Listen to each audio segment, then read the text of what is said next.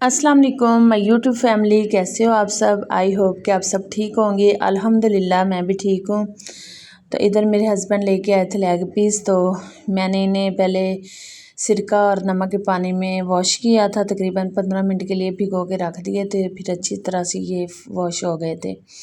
तो इन्हें खुश्क कर लिया था और इन्हें गहरे गहरे कट लगा लिए थे। तो फिर इन्हें मैरिनेट करके रख दिया था। तो मैरिनेशन के लिए मैंने दही लिया था तकरीबन 1 पाव, और उसमें लाल कुटी हुई मिर्च, नमक और काली मिर्च और टिक्का मसाला और खुशक धनिया, गरम मसाला डाल के, तो और 2 लेमन भी निचोड़ के, तो इसे अच्छी तरह जो कट लगाए हैं इनके अंदर तक मसाला गया था। और तकरीबन इन्हें 1 घंटे के लिए मैंने मैरिनेट करके फ्रिज में छोड़ दिया था, तो इन मसाला अंदर तक चला गया था। तो फिर मैंने इन्हें फ्राई कर लिया था। तो माशाल्लाह ये बहुत मज़े के बने थे, तो बच्चों ने खूब इंजॉय किया है। तो बाकी आप सब सुनाओ, आप सब कैसे हो। मेरा दिल सुबह से इतना भारी है ना, तो मैं आपको बताती हूँ कि हुआ क्या है। आज एक खातून का वाक़या सुनकर ना मेरा वाकई दिल बहुत भारी हो गया है। उन्होंने बताया कि उनके शौहर अचानक दूसरी शादी करके एक लड़की को घर ले आए, और वो लड़की तकरीबन इनकी अपनी बेटी की हम उम्र लग रही थी। तो सबसे ज़्यादा तकलीफ़देह बात तो ये थी कि इनकी बेटी भी इसी घर में मौजूद थी, जो ख़ुद शादी की उम्र के करीब है। लेकिन एक तरफ बेटी घर में, दूसरी तरफ शौहर एक ऐसी लड़की को घर बीवी बनाकर ले आया जो बेटी जैसी उम्र की ही लग रही थी। तो घर में बहुत परेशान कुन सूरत हाल बन गई। सास ससुर ने भी बेटे को बुरा भला कहा और इस लड़की को कबूल करने से इनकार कर दिया। तो उन्होंने साफ कह दिया कि तुमने इसके साथ जहाँ मर्जी रहना रह लो, मगर वो इस घर में नहीं आएगी।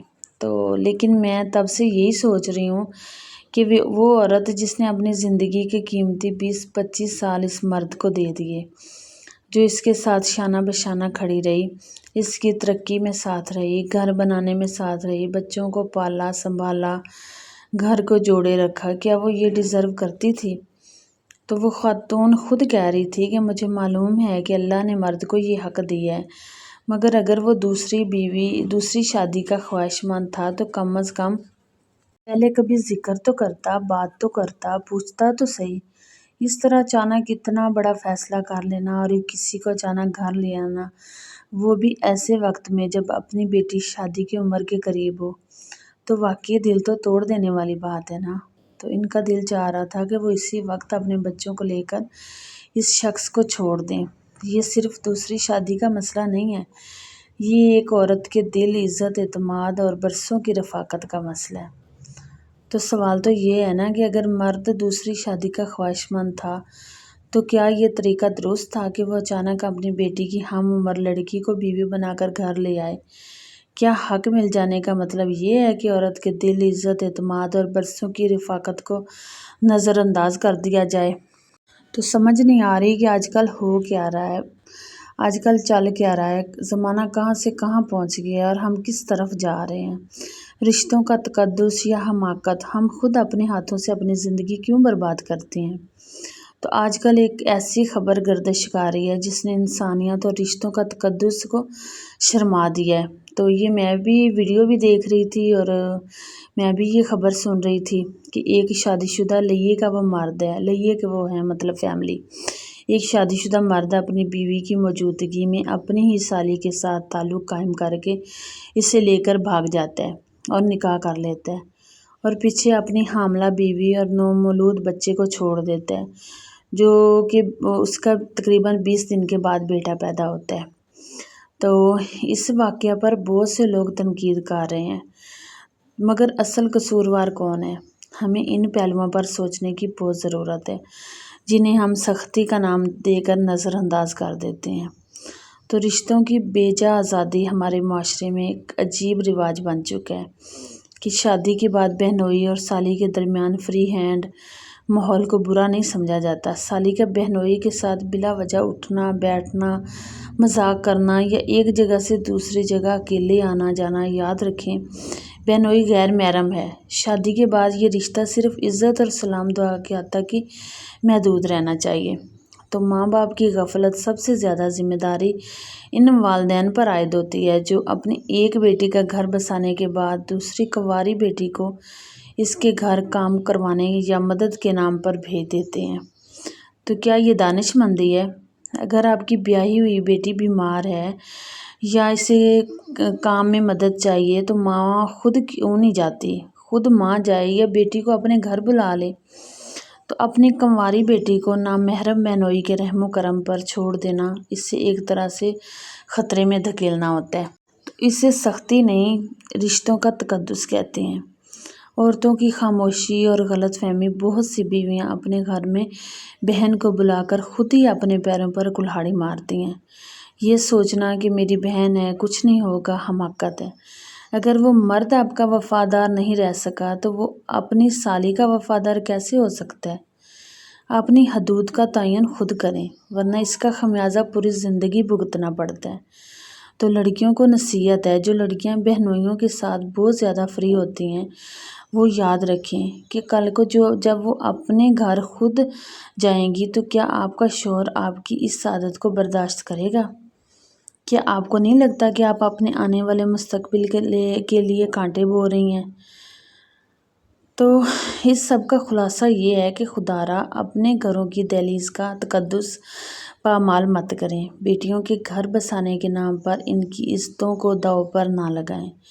अगर काम काज का मसला है तो इसे घर बुलाकर संभाल लें, लेकिन अपने घर की दीवारों के दरमियान किसी और नामहरम के लिए गुंजाइश पैदा ना करें। अगर हम आज नहीं जागेंगे तो कल को शिकायत करने का हक भी नहीं रहेगा। अपने रिश्तों की हदूद मुतय्यन करें, यही सुकून का रास्ता है।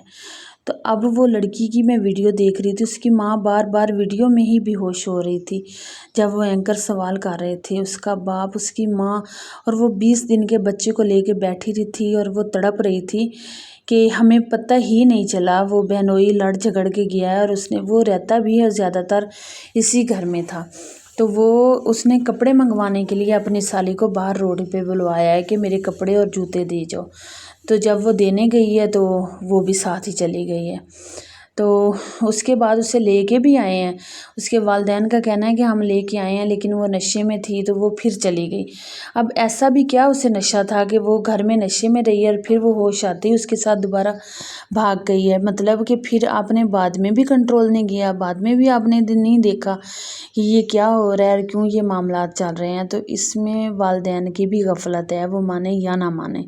तो वो जो उसकी मतलब उस मर्द की बीवी और वो तड़प रही थी अपने 20 दिन के बच्चे को गोद में लेके, वो तड़प रही थी कि मेरे शौहर ने मेरे साथ धोखा किया है। तो ज़ाहिर है उसकी बहन ने भी उसके साथ धोखा किया है। तो जहाँ मेरे ख्याल में इज़्ज़त नफ्स की तौहीन हो रही हो ना, वहाँ ताल्लुकात सदक़े में दे दिया करो। रिश्ता चाहे खून का हो, दोस्ती का हो या मोहब्बत का हो, अगर इसमें रोज़ तुम्हारी इज़्ज़त नफ्स कुचली जाए ना, अगर तुम्हें बार बार ये एहसास दिलाया जाए कि तुम्हारी कोई औकात नहीं, तो समझ जाओ वो रिश्ता नहीं कैद है। तो याद रखें कि अगर आपको मोहब्बत भी है ना, तो मोहब्बत भी सर झुका कर की जाती है, सर कटवा कर नहीं। तो ताल्लुक़ निभाने के लिए झुकना पड़ता है, बिकना नहीं पड़ता। जो शख्स तुम्हारी इज़्ज़त ना करे वो तुम्हारी मोहब्बत का हकदार भी नहीं। ऐसे रिश्तों को अल्लाह की राह में सदका कर दिया करो, क्योंकि इज़्ज़त नफ्स से बड़ा कोई रिश्ता नहीं होता। अकेले रह लो मगर बावकार रहो।